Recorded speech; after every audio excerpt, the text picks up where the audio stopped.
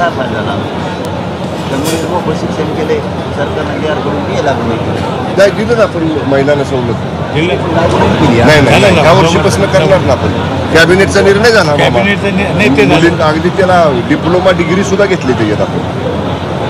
Technical साईडचं सुद्धा मुलींचा सगळा निर्णय केला. मुलींचा घेतला आपण. तुम्हाला जी आर त्याचा पाठवू का मी? कलेक्टर मार्फत तुम्हाला जी आर पाठवायला सांगा. नाही दादा तुमचा आम्हाला एक महिना माझी विनंती आहे बघा. मी नाही तर बसतो इथे शेजारी तुमच्या. एक महिना वेळ द्या आम्हाला. राजा भाऊ 1 महिना वेळ लागणार आहे आपल्याला. 15 दिवस ऐका ना. 1 महिना काय 15 दिवस आपल्याला 15 दिवस बी मान ठेवायचा 1 महिना. आणि मी स्वतः लक्ष घालतो. दर आठवड्याला मी स्वतः त्याच्या बैठका घेतो. किती पुढे गेले मी. अधिकारी ज्यादा लागले तर CM साहेबांच्या परवानगीनं ज्यादा अधिकारी नेमतो तिथं. नाही एक विनंती मला नाही जायचं राजकारण. मी त्यासाठी मरमर जायचं. माझ्या समाजाला बी मला यायचं पण ते नाही दादा बोलण्याचं आंदोलन करून बोलण्याची मदत येईल. आम्हाला आपल्या पोराबाळाला फायदा आहे. मला वाटतं नको मला तिकडे जायचं म्हणून मी येऊ कसं म्हणतो. करू नका. तुमची गरज आहे दादा सगळ्यांना. मला तिकडे जायचं परवाले तब्येत बेकार. हा ना ते सुद्धा चेहरा बघितलं साहेबांची मनापासून इच्छा आहे. CM साहेबांची मनापासून इच्छा आहे. जावं लागतं. मी हे बरोबर सांगतो नागरिकला जर नाहीच असतं तिकडे वळायला लागतं. आणि मला समाजात तिकडे वळायचं नाही. सगळं विनंती सांगतो मला तिकडे नाही जायचं. नाही गेलं की तिकडे गेल्याशिवाय पर्याय नाही. महिन्याभरात होईल का त्याची? महिन्याभरात हा होईल. करू प्रयत्न आपण लवकरात म्हणजे महिन्यापर्यंत 100%. माहिती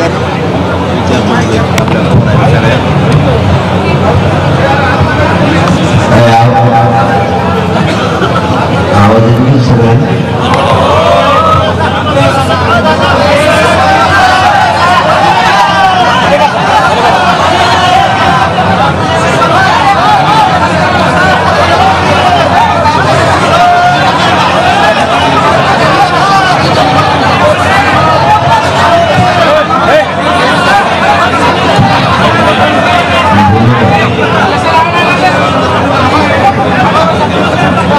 अरे मग आवाज नाही सर्व आवाज येईल आपल्या संप्रदाय देसाई साहेब आले सरकारच्या वतीने मामा पनीर रावसाहेब पनीर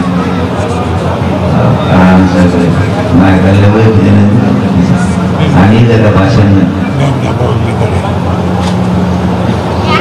सरकारच्या वतीनं शिष्टमंडळ आहे. आपल्या ज्या सगळ्या मागण्या सगळे सोयींची अंमलबजावणी तातडीनं करा म्हणून आपण उपोषण सुरू केलं. आराधेसाहेब तुम्हाला बोलताना येऊन सांगायचं राहिलं. सगळे सोयीची जी व्याख्या आहे ती आम्ही दिलेल्या व्याख्याप्रमाणे सगळे सोयीची व्याख्या असली पाहिजे. आणि ही त्यावेळेस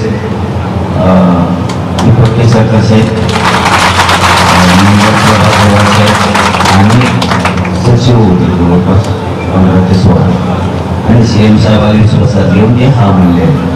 त्याच्या आधी पण त्याच्यानंतर पण काही अधिकारी जाणून बुजून करते त्यामुळे समाजाला फटका बसायला ते सांगायला राहिलं होतं. आम्ही दिलेल्या व्याख्याप्रमाणे आपले भाऊ आपल्या अशी चर्चा झाली आपल्या साहेबासोबत की सगळे सगळीचा अंमलबजावणी. दुसरं मराठा आणि कुणबी एकच आहे. याच व्यासपीठावर गिरीश महाजन साहेब आले होते.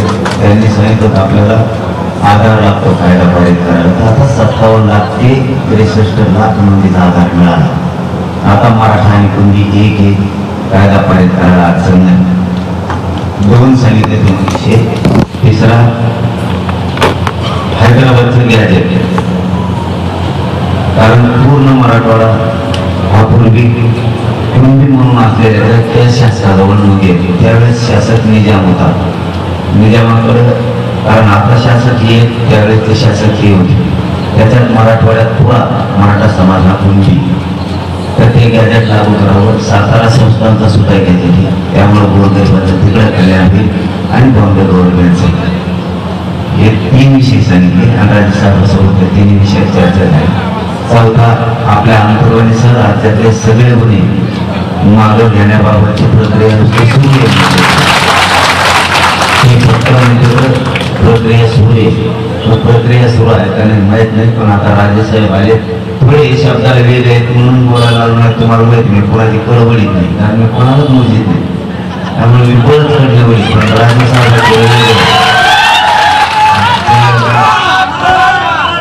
बोलले तर करते भाऊ.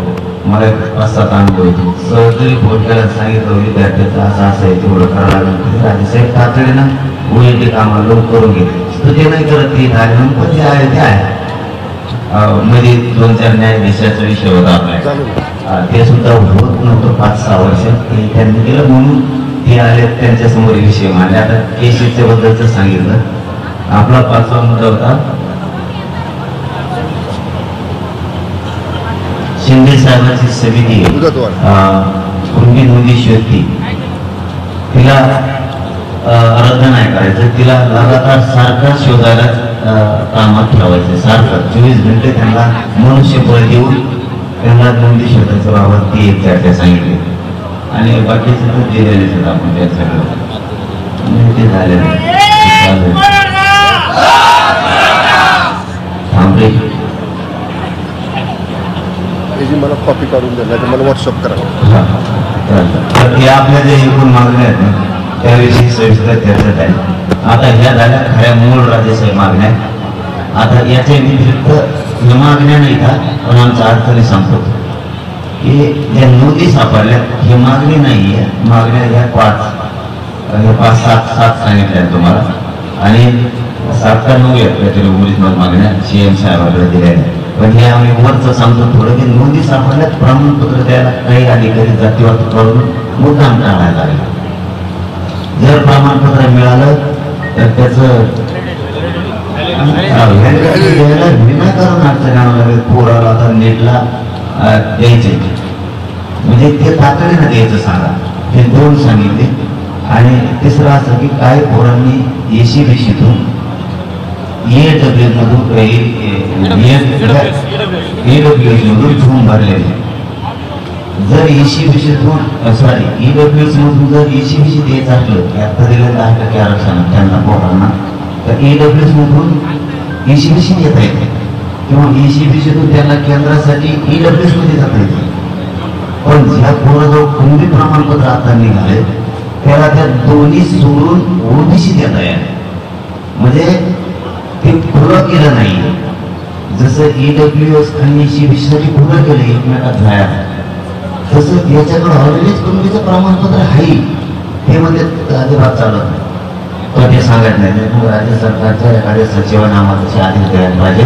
कुणाला जी संस्था असते त्या संस्थेच्या चेअरमनला किंवा EMDला, मग ते लोकसेवा आयोग असो किंवा सारथी असो, जे काय काय असतील त्यांच्या राज्य सरकारकडून लागतात.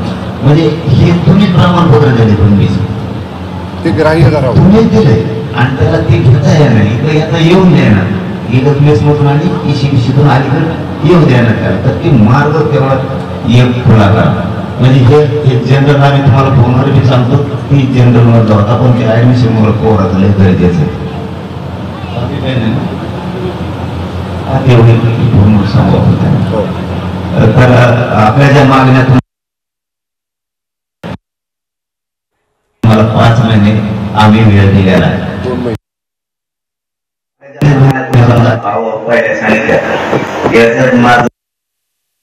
महिने मला 5 महिने आम्ही वेळ दिलेला आहे.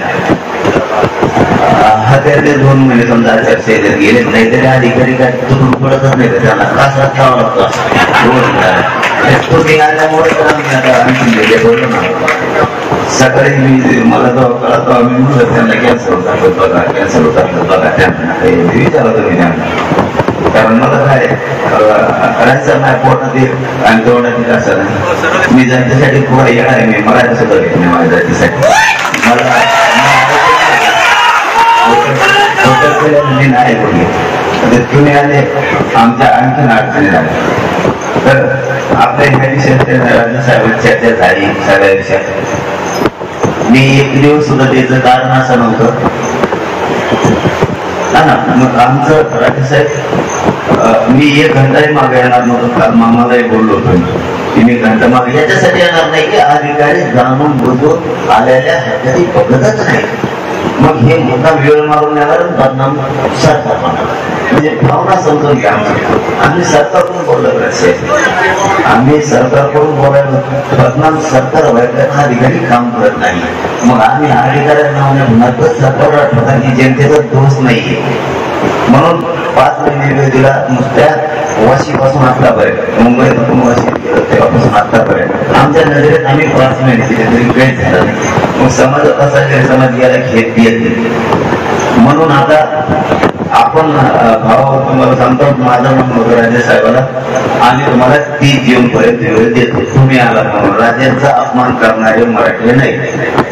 त्यांचं म्हणणं 1 महिना द्या तर काय करायचं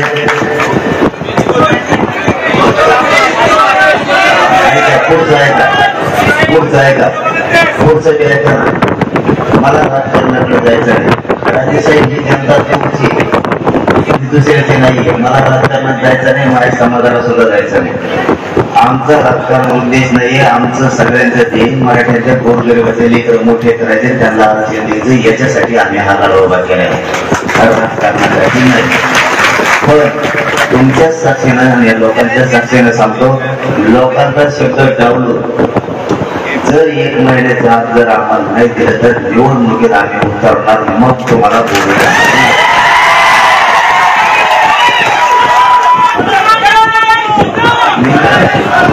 आम्ही हट्टे नाहीये. हट्टे असतो तर आम्हाला आम्ही उतरून लागले की तुला काही आम्हाला मान्य नाही, आम्हाला राजकारण करायचं. राजकारणाचा खंडच नाही म्हणून आम्ही ही महिना सुद्धा एवढी देतो. पण त्याच्यानंतरची तुमच्यासाठी आम्ही सगळ्या 6 कोटी मराठ्याला साक्ष करून तुम्हाला 1 महिन्यात वेळ देतो. पण 1 महिन्यात जर नाही दिलं तर मला काही पक्षानं विरोधी पक्षानं आणि सत्ताधाऱ्याने सुद्धा म्हणायचं नाही तुम्ही हे काय केलं. कारण हे 288 टाकून सगळी शिटा पाहिजे.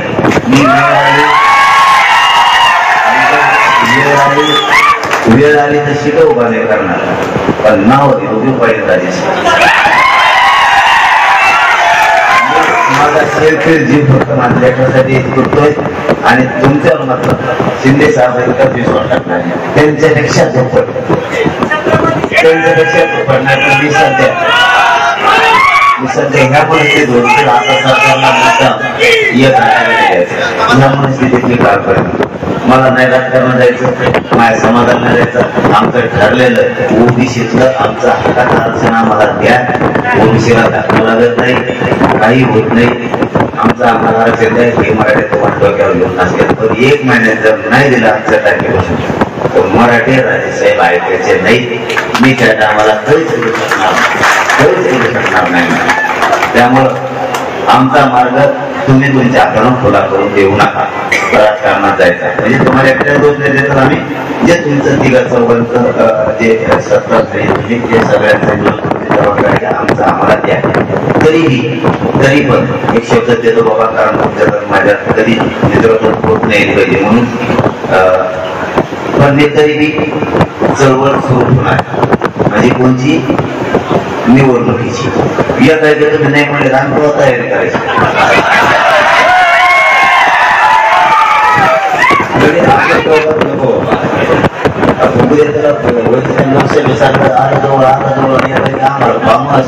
चिठ्ठी आम्ही मात्र तरी पण आम्ही आमच्या सहोदरांना मार्ग तुमच्या शब्दाला सन्मान द्यायचा आम्हाला. आम्ही तुम्हाला 1 महिन्यात दिल्या नाही. 1 महिन्यात आमचे सगळे विषय मार्गी तुम्हाला हात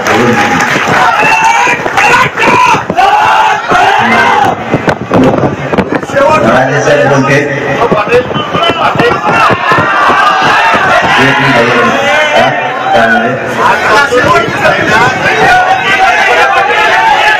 एक मिनिट बोलू देणार आहे काय तर नाही काय थांबा. अरे ऐका यासाठी माझ्यासाठी जेलला जर तयारी म्हणून तर माझं काय नाही जेलमध्ये जायचं मला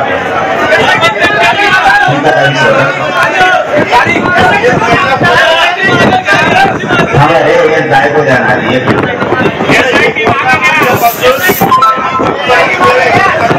आजपासून 1 महिना दिला आम्ही म्हणजे आता आजची तारीख 13 जुलै 14 जुलैला 1 सेकंदाचा ऐकणार नाही राज्यसभा शब्द मला तरी शक्यता माहिती खाली जाणार नाही तिकडे काही करतील की खाली जाणार नाही मला आलेल्या अनुभवात आता मी आता सांगितलंय पण आता त्यांना जर दुसऱ्यांनी करून नाही दिलं तर त्यांना तरी काय करून द्यायचं त्यांना अत्यंत पाडून टाकून सगळे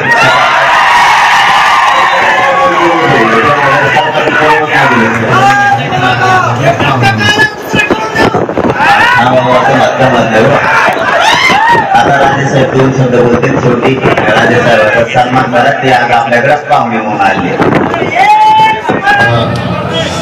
हक्कासाठी आरक्षणासाठी गेले अनेक वर्ष त्यांनी या ठिकाणी आंदोलन उभं केलं ते सन्माननीय मनोजदादा जरांगे पाटील साहेब मंत्रिमंडळातले आमचे सहकारी माननीय संदीपाजी उमरे विधिमंडळातले आमचे सहकारी राणा जगदीशसिंह पाटील सन्मान्य राजाभाऊ सन्मान्य बोर्डीकर ताई इतर सर्व मनोजदादांच्या बरोबर खांद्याला खांदा लावून या आंदोलन प्रक्रियेमध्ये त्यांना सतत साथ करणारे सर्व मराठा बांधव भगिनी मी आज या ठिकाणी दादाला विनंती करण्यासाठी सरकारच्या वतीने आलेलो आहे की त्यांच्या प्रकृतीची आम्हाला सगळ्यांनाच खूप चिंता आहे मी आल्या झोपल्या असताना त्यांना पाहिल्यावर म्हटलं की म्हणजे दादा तब्येत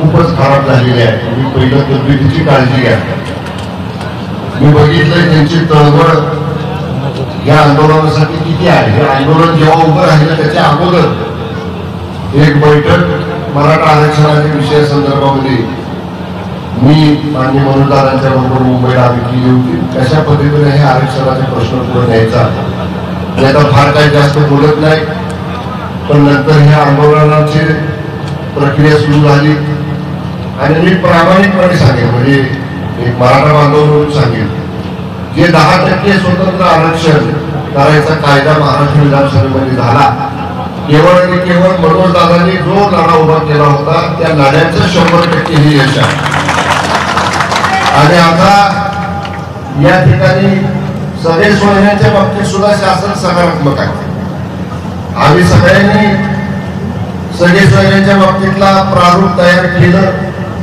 पब्लिक गव्हर्नमेंटमध्ये म्हणजे लोकांच्या हरकती आणि ऑब्जेक्शन त्याच्यावरच्या मागवण्यासाठी ते दिलं पण वेळच अशी आली की 2 महिने पूर्ण कालावधी हा लोकसभा निवडणुकीच्या आचारसंहितेमध्ये गेला सगळे अधिकारी कर्मचारी निवडणूक अधिकाऱ्यांनी त्या जिल्ह्यातल्या आदेश काढून त्यांच्याकडे वर्ग केल्यामुळे थोडंसं 2 महिने काम थांबलं पण मी आता दादाने शब्द दिला उद्याच मंत्रिमंडळ मराठा आरक्षण उपसमिती मंत्रिमंडळाचे त्याचा सदस्य म्हणून जे 5-6 मुद्दे आज मी या ठिकाणी लिहून घेतलेले आहेत त्याच्या बाबतीत माझ्या स्तरावर पाठपुरावा करण्यासाठी उद्या सगळ्या अधिकाऱ्यांची या ठिकाणी मंत्रालयामध्ये बैठक लावतो आणि 1 महिन्याचा अवधी आज दादाने इथं दिलाय की 3-4 महत्वाच्या गोष्टी की मराठा कुणबी एक असल्याच्या ज्या 57 लाख नोंदी सापडलेल्या आहेत त्याप्रमाणे मंजुरी मिळाली जे सगळ्या सोयऱ्यांच्या बाबतीतल्या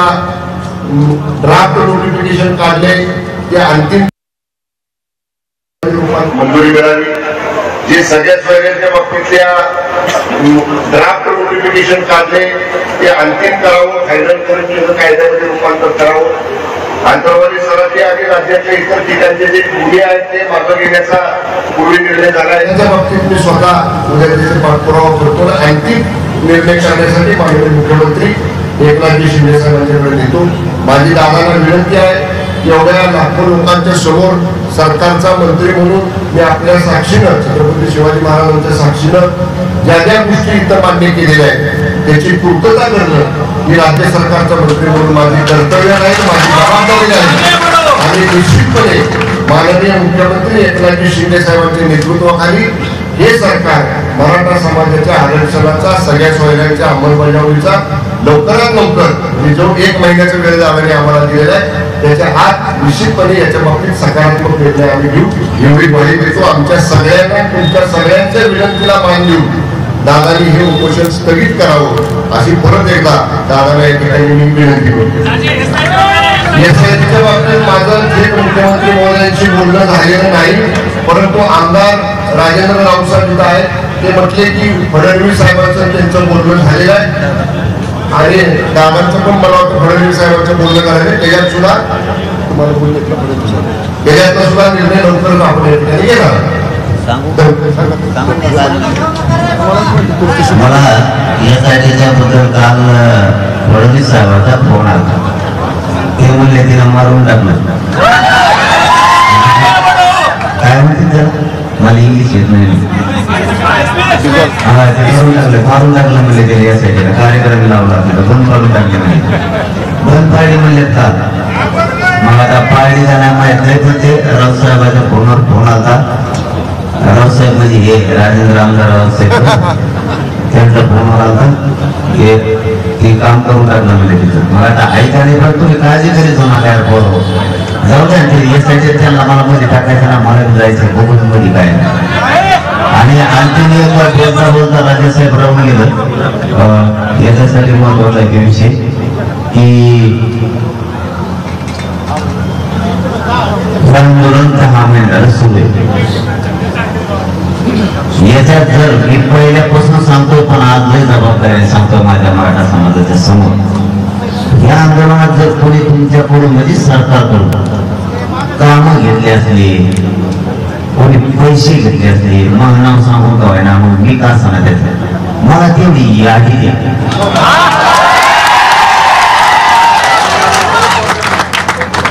हे आंदोलन गोरगरीब मराठीचा प्रत्येक त्यांना मोठं व्हायसाठी नाही. माया कानावर 100 कोटीचा आकडा मी लय जबाबदारीने शब्द सांगतोय.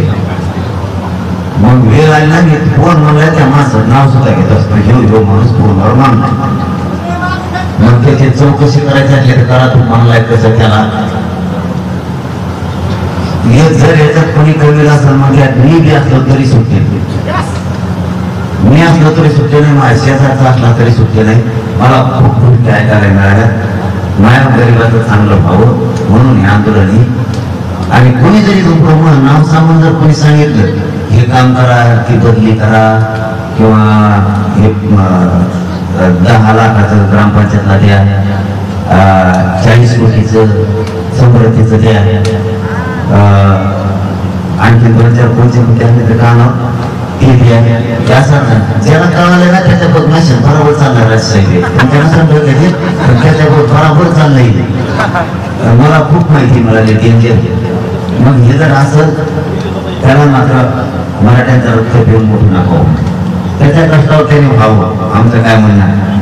पण माझ्या गोरगरीब लेकरांचं आंदोलन मोडून त्यांना मोठं व्हायचं हे कुठं नाही नको.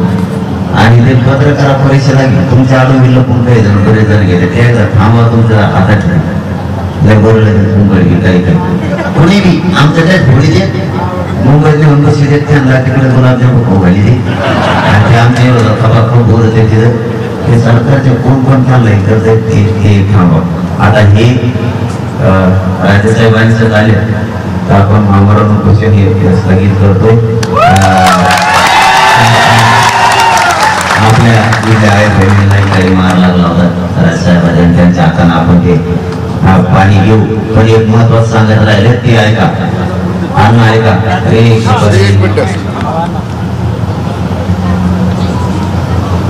आता शक्यतो मला असं वाटतं हे आंदोलन आपण एक कमी याच्यात करावं.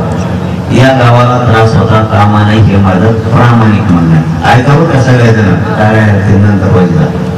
हे गाव पवित्र झालं आंदोलनासाठी एक आणखी मिनिट मुद्दाम देतो तुमच्या जास्तीचा. हे गाव पवित्र म्हणलं जात आहे मराठा समाजाचा राज्यात. याला जाणून होतो काही जण कलंकित करते. जरा माझ्या भावना समजून घेतला मला हट्ट नका धरत जो इथंच करायचं. मला वाटतं ह्या गावाला डाग लावू शकते चांगलं नाव झालेलं आहे, गावाचं पवित्र नाव झालेलं आहे. याला पंढरी म्हणजे थोडक्यात मराठीची आपला सामाजिक आलं तसं म्हणतो. इथे माती कपाळाला लावतो. पण काही जणांचा जाऊन कुठून वेळा उचलला असला तर हे गाव जितकं नावावर उभा लागलं ना तितकंच कलंकित होत असतं. कारण एक लग्नात आनंदाचा दिवस असतो पण एक एवढं जर त्या लग्नात होतं सगळ्या लग्नात होतं तसं हे गाव पवित्र झालेलं आहे. एका दूषित माणसानं जर ठरवलं की आडत चालायचं तर आडत चालून ते कार्यक्रम होत असतो. मला वाटतं ही व्यासपीठ आता एकतर ह्या सभागृहात ठेवून आमचे बापूची तिथं बोळे ते बोळे इकडचे वर्तुळ सुद्धा कमी करावी या गावाला त्रास होता कामा नये. कारण त्रास नाही झाला तरी त्रास होईल असं धरून आणून जातीय तेल निर्माण करायचे प्रकार या गावात होणार आहे. त्याच्यामुळे हे काम झालंय. मी लढायला खंबीर मी कुठं लढत मी माया मारण्यासाठी कुठं लढत हे माझं प्रामाणिक मन सांगितलंय मी तुम्हाला. मला माहिती आहे गावाने मला त्याशी काय उत्तर दिले. गावाने मला उत्तर दिलेलं मी म्हणून तर विसरू शकत नाही. त्यांनी सांगितलं पुरा गावाला जरी गोळ्या घातल्या पुरं गाव जरी मारलं तरी महाराष्ट्रातल्या मराठ्यासाठी आम्हाला सगळ्याला मारायचं आंदोलन थांबवायचं नाही असं त्यांनी सांगितलं होतं. पण आता मी खूप जबाबदारीने तुम्हाला सांगितलंय मंदिराला दर्शनाला त्रास नाही झाला पाहिजे. तुम्हाला काय काय विकास गावात आला काढाय तुमच्या टेप टाकून घ्या सांजेचे डांबरी म्हणजे काय विकास करून घ्या चांगला काय आणखी काय प्रकार असतील हे सगळं व्यवस्थित टाकून घ्या तुमचं. आमचं आंदोलन एका कोपऱ्यात जाईल चालत नाही चालत त्याची काय अडचण नाही. आता आंदोलन चालू तरी काय करायचं 100 साहेब ते आपल्याला अडचण देते चांगला आंदोलनाचा विषय नाही दिलं तर आपण सत्याचं आपण घेऊ नाही तर आपण सत्यात नाही जायचं नाव घेऊन पुरे करून टाकायचं वाढण्यातील मोठे आता नाही का चालू आहे. इथं सध्या स्थगित आपण घेऊन केलेलं आहे. इथं साखळी चढून देऊ फक्त एक छोटस हे ठेवू गावाची इच्छा तिथं नसतं तर पुढचा निर्णय आपण नंतर घेऊ 1 दिवसांनी 1-2 दिवसांनी. पण शक्यतो आता अंतर्गतला विषय थांबवावाच असं मला वाटतं. आपण स्थलांतर का पुढं करणार आहे ना पण हे डाग लागू नये. ग्रामपंचायतचा काय ठराव होता कारण काही वाटू नाही आणि असं केल्यामुळं पळून जावं लागलं काही त्याच्यामुळे ते करणं गरजेचं होतं. आणि याच्यात सगळ्यात जास्त आपल्या दिलीपराव तटणे साहेब विसरू नका मराठीच्या लोक लक्षात असं विसरू नका त्या माणसाला. ते माणूस ओबीसीचा असून सुद्धा खंबीर आपल्या बाजूने उभा राहायला गावकरी सुद्धा आम्ही राहील दिल्या नाहीत आम्ही जाणार आहे. तुमचं गाव सुखी राहावं सगळं ओबीसीने मराठीने एक जीवाने सगळ्यात राहावं. तुमचं ताटात कधी वितृप्त येऊ नये. तुम्ही प्रेमाला राहा प्रेमाने काय हे तुम्हाला वेगळे सांगितलं की एक ना एक दिवस आम्ही जाणार आहे एक ना एक दिवस आंदोलन संपणार आहे. मी तुमचं येऊ देऊ नका लोकांचं ऐकून. परंतु शेवटी जे व्हायला नको होतं ते घडून आणलं ते दुसऱ्याने आणायला पाहिजे होतं मग त्याला सांगितलं असता काच का तर ते आता आपलेच जातं आपलेच होतं हे असं उलटी. त्याच्यामुळं हे झाला गेला विषय मराठ्यांनी सोडून द्या. कोणी काय काढायचं हे ध्यानात ठेवू नका. हे मला खूप जबाबदारी सांगणं गरजेचं होतं कारण पोरांच्या डोळ्यात वृत्त होतं. कोणी काय काढायचं हे ध्यानात ठेवू नका. हे मला खूप जबाबदारी सांगणं गरजेचं होतं कारण पोरांच्या डोळ्यात वृत्त होतं. आम्ही डोक्यात ठेवू नका. त्याला नागेला जे झालं गेलं ते गंगाला सोडून द्या. फक्त इथून पुढं हे पत्रे सगळे काढून तिथं काय ठेवू नका.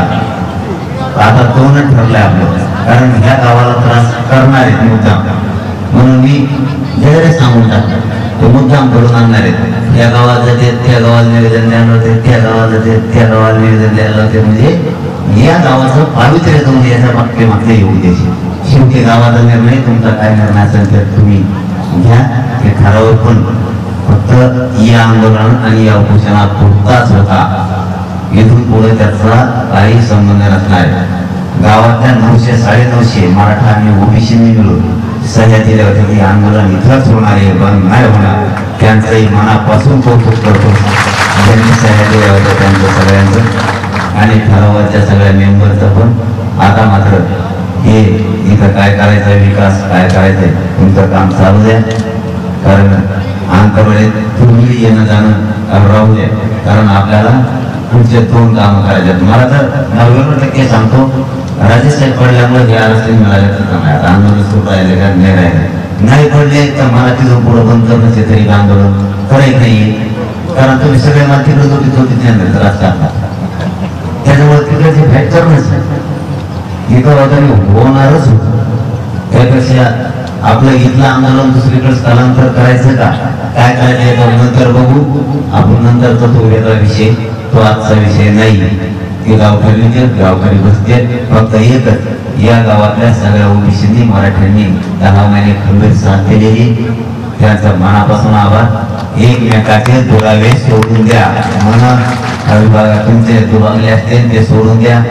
कोणाचं मन किंवा मतभेद झाले असते तर ते सोडून द्या मोठ्या मनानं. आणि एक जीवन आपण शेजारी पाजारी एकमेकाच्या शिवाचे, एकमेकाच्या बांधावर आपल्या जायचंय, एकमेकाच्या पैपलाईने आपली जायच्या. तुम्ही जरी आमच्या विरोधात अर्ज दिला आंदोलन बंद करा म्हणून, तरी तुमच्या पैपलाईने आमच्या वावरत होत्या तरी आम्ही काढले. आणि त्याने आम्ही कलेक्टरला सांगून बोलला असतो की उंचच भोगा, आम्ही तसे वागणारे मराठी नाही. त्याच्यामुळं आपण मतभेद सगळ्यांनी सोडून द्या, सगळे विषय सोडून द्या. पुण्या गोविंदाला जसा दिवाळीचा सण असतो तसं आंतरवाडीतल्या सगळ्या बांधवांना प्रेमाने इथून पुढं वागावं ही विनंती करतो सगळ्यांना. आणि मनापासून आभार. शंभूराजे देसाई साहेबांचे खूप खूप आभार. आपण आता राजे स्थगित करा. उपोषण आज स्थगित केलंय, मात्र ते रेग्युलर सगळे उपोषणांना पलीकडे सुरू आहे. आणि मला वाटतं उद्यापासून कीर्तन सुद्धा सगळे बंद करावे उद्यापासून, कारण कीर्तनाचा काही जणांना खूप त्रास होतोय. नीटला पोरं शिकत येत पुढं, आता त्यांचे काही आता नीट न्यायची तरी शिकत येत. ते म्हणजे वडधरे जाता येत आणि शाळेत जाताना गाड्या सर सोडून तरी कोणत्याही आवडत होते कोणाला माहिती तेवढंच नाही तरी पण ते. त्यामुळे सोडून केला आता आम्ही सगळ्यांनी. आजपासून आमच्या मनात गावातल्या एकाही माणसाविषयी द्वेष भावना नाही, परिसरातल्या एकाही माणसाविषयी आमच्या मनात अजिबात राग नाही. आजपासून ओबीसी मराठा हा वाद राजेसाहेबांसमोर सांगतो आमच्या डोक्यातून पूर्ण आजपासून निघा, त्यांनी सोडून द्या सगळ्यांनी.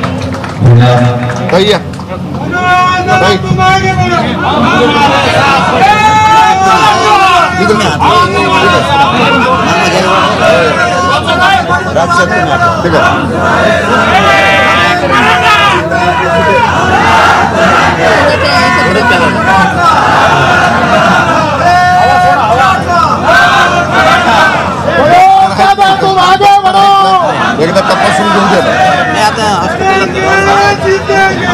गॅलेक्सीला संभाजीनगर सांगितलंय तिथं सांगायला पाहिजे. ते आपलं उद्या मी पहिली बैठक लावतो आणि फोनवर संपर्कात राहतो. कोणाच्या फोनवर बजरी कोणाच्या जरंगे पाटील माझा नंबर आहे तुमच्याकडे, दोघा तिघांना माझा नंबर देऊन ठेवा. मी आहे ना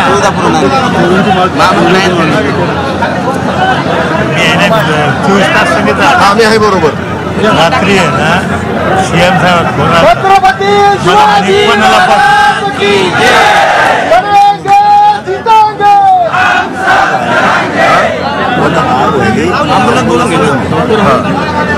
थांबा मी सांगतो.